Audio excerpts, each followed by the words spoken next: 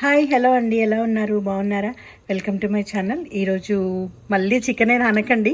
So నా ఫ్రెండ్ని visit చేయడానికి వెళ్తున్నాను. She likes my visit chicken curry అనమాట. సో తన ఆఫ్రికన్ ఫ్రెండ్. సో తనని విజిట్ చేయడానికి వెళ్తున్నాను. సో దీంట్లో ముందుగా మీకు చికెన్ కనబడుతుంది, అన్ని పదార్థాలు కనబడుతున్నాయి. చాలా క్విక్ అనమాట. సో చికెన్లో ఆల్రెడీ నేను కొంచెం ఆయిల్ వేసాను, తర్వాత చికెన్ వేసాను. చూడండి, కొంచెం కారం, పసుపు, కొన్ని ఉల్లిపాయలు, పచ్చిమిరపకాయలు, తర్వాత కొంచెం ధనియాల పొడి, కొంచెము మన జింజర్ గార్లిక్ పేస్టు, కొంచెం కరివేపాకు వేసాను అనమాట.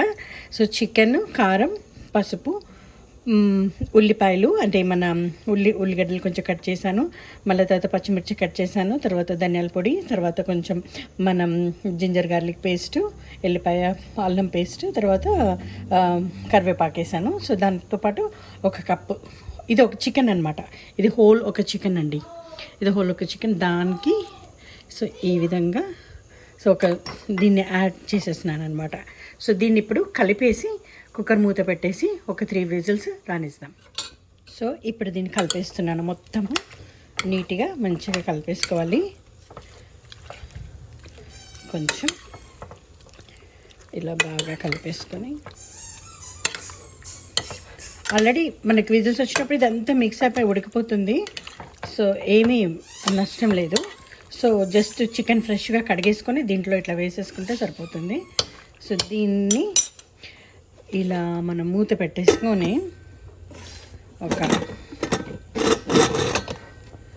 ఒక మంచిగా ఒక 2 విజిల్స్ ఇద్దాం. 2 విజిల్స్ పెడదాం. 3 అన్నాను కానీ నాకు తెలిసి 2 విజిల్స్ సరిపోతుంది. సో దీన్ని నేను మా ఫోన్ పక్కన పెట్టి దీన్ని నేను క్లోజ్ చేయాలి. సో ఈలోపు నేను ఈ విధంగా గరం మసాలా, హోమ్ మేడ్ గరం మసాలా కూడా రెడీ చేసి పెట్టుకుంటున్నాను. సో దీంట్లో కొంచెం సాల్ట్ యాడ్ చేద్దామండి.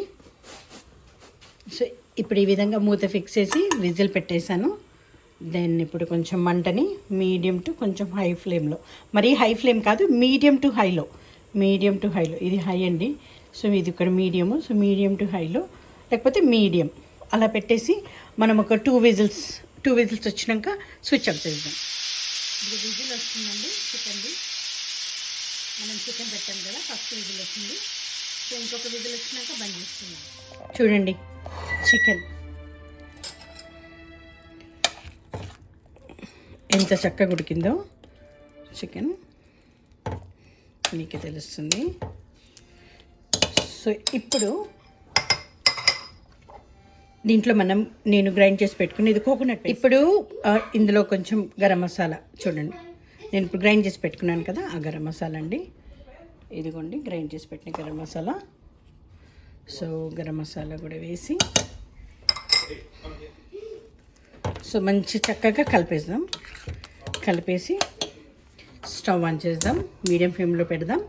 సో ఒక 5 మినిట్స్ అండి, మీడియం ఫ్లేమ్ కానీ మీడియం ఫ్లేమ్ టు స్లో ఫ్లేమ్లో పెట్టుకుంటే, అంటే మీడియం టు సిమ్లో కానీ మీడియం టు లో ఫ్లేమ్లో కానీ పెట్టుకొని దీన్ని ఒక 5 మినిట్స్ అండి. ఈ పచ్చివాసన పోయే వరకు ఈ కొబ్బరిని, ఈ గరం మసాలా దీంట్లో ఉడకాలి. సో ఒక 5 మినిట్స్ అనమాట.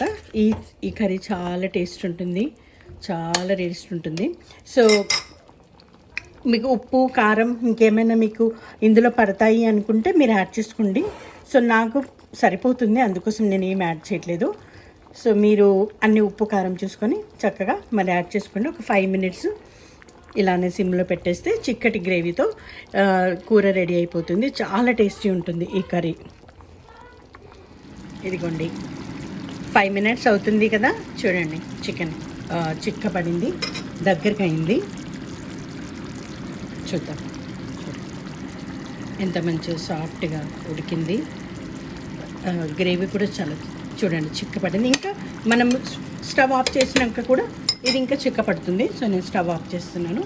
ఇది అన్నంలోకి బాగుంటుంది, రొట్టెలోకి బాగుంటుంది.